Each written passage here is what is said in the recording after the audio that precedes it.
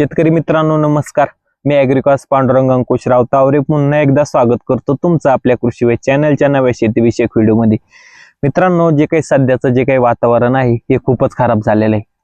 बरेचसे शेतकरी जे काही बांधव आहे आपले, त्यांचं ह्या वातावरणामुळे खूपच असं डाळिंबाचं नुकसान या ठिकाणी झालेलं आहे. तर मित्रांनो, यामध्ये मग जे काही गारा पडल्या, ज्या शेतकरी बांधवांनी जे काही नेट लावल्या होत्या, ज्यांची सेटिंग कंप्लीट झाली होती, खूपच असं नुकसान त्या ठिकाणी या वातावरणानं केलेलं आहे. पण मित्रांनो, आता जे शेतकऱ्यांचे जे काही प्लॉट आहे ते चांगले आहे, त्यांच्याकडे काही नुकसान झालेलं नाहीये. तर मित्रांनो, या वातावरणामुळे आपले जे काही शेतकरी बांधव आहे त्यांच्या प्लॉटवरती तेल्या, बुरशीजन्य रोग व जे काही जीवाणूजन्य रोग, हे जे काही असे दोन्ही जे काही रोग आहे हे आपल्या डाळिंबाच्या प्लॉटवरती वाढण्याची जी काही शक्यता ही दाट असते.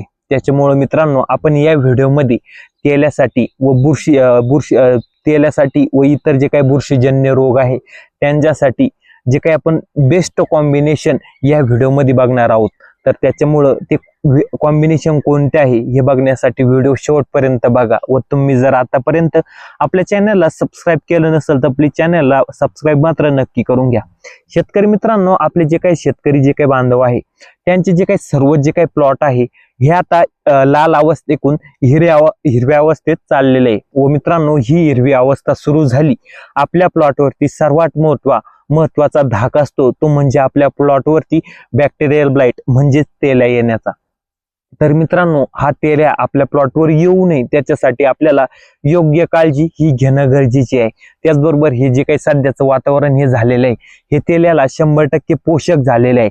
व मित्रांनो, ह्या वातावरणात जर तेल्याचा प्रादुर्भाव जर जास्त झाला तर आपण जी काही वर्षभर जी काही मेहनत केलेली आहे, जो काही खर्च केलेला आहे तो 100% पूर्ण पाण्यात गेल्याशिवाय आपला राहणार नाही. त्याच्यामुळे मित्रांनो, आपण तेल्याची योग्य नियोजन करणं त्या ठिकाणी खूप महत्वाचं आहे. तर मित्रांनो, आपण जे काही माग एका व्हिडिओमध्ये सांगितलं होतं आपण 12-12 तासाच्या अंतरानं कोणत्या फवारण्या करायच्या.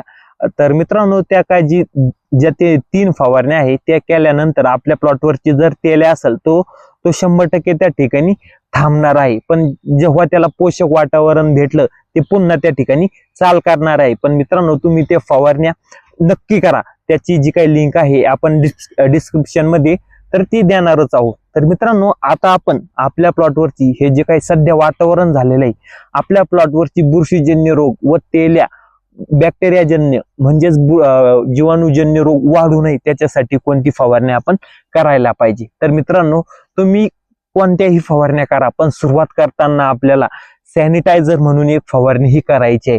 त्यामध्ये मग आपल्याला जे काही हुआसान असेल किंवा मायक्रोशिल्ड असेल तर मित्रांनो, हे जे काही औषध आहे हे आपल्याला 250 ml प्रति लिटर पाण्यासाठी वापरून फवारणी ही करायची आहे, जेणेकरून आपल्या प्लॉटवरची जे काही जीवाणू व बुरशी ज्या काही वाढत असतील त्या 100% त्या ठिकाणी थांबणार आहे. त्याच्यानंतरचा मित्रांनो आपल्याला फवारणी करायची आहे ती म्हणजे कापटाफ. हे आपल्याला 1.25 ग्रॅम प्रति लिटर आणि त्याच्यासोबत जे काही बॅक्टेरियल आहे हे 0.5 ग्रॅम प्रति लिटर पाण्यासाठी वापरून फवारणी करायची आहे.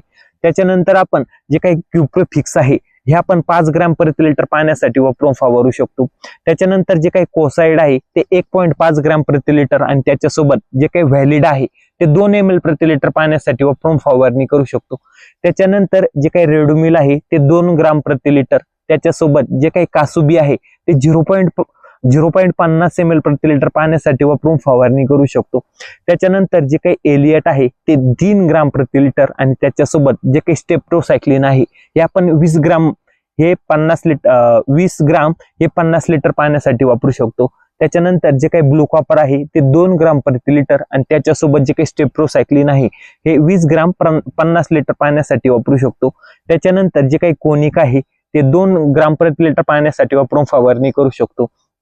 त्याच्यानंतर जे काही कॅप्टन आहे, कॅप्टन प्लस Z78 प्लस स्टेप्टोसायक्लिन या तिन्ही कॉम्बिनेशनचा सुद्धा आपण त्या ठिकाणी वापर करू शकतो. व मित्रांनो, तुमच्या जर जे काही प्लॉटवरती नेमकं जर पाऊस हा पडून गेला असेल व झाड हे ओढले असेल तर मित्रांनो, त्वरित आपल्याला जे काही सुडोमोनास व बॅसिलस हे 5 ml प्रति लिटर पाण्यासाठी वापरून आपल्या जे काही प्लॉटवरती लगेच फवारणी ही करायची आहे, जेणेकरून जे काही झाडावरती जे काही पाणी साचलेलं आहे त्या पाण्यामध्ये मिक्स होऊन जे काही हे सुडोमोनास व बॅसिलस हे जे काही बॅक्टेरिया असणार आहे त्या जे काही जीवाणूजन्य व जे काही बुरशीजन्य रोग जे काही बॅक्टेरिया हे जे काही जीवाणू आहे ते आपल्या झाडावरती वाढणार आहे, त्यांना हे वाढून देणार नाही व त्यांना मारण्याचं काम हे करणार आहे. व मित्रांनो हेच त्याचबरोबर आपल्याला हे जे काही केमिकलचे इतर फवारणी करायचेच आहे, पण आपल्याला जैविक वरती सुद्धा या वातावरणात जे काही भर द्यायचा आहे, जेणेकरून जैविक व रासायनिक मिळून आपल्या प्लॉटवरती आपल्याला बुरशीजन्य रोग व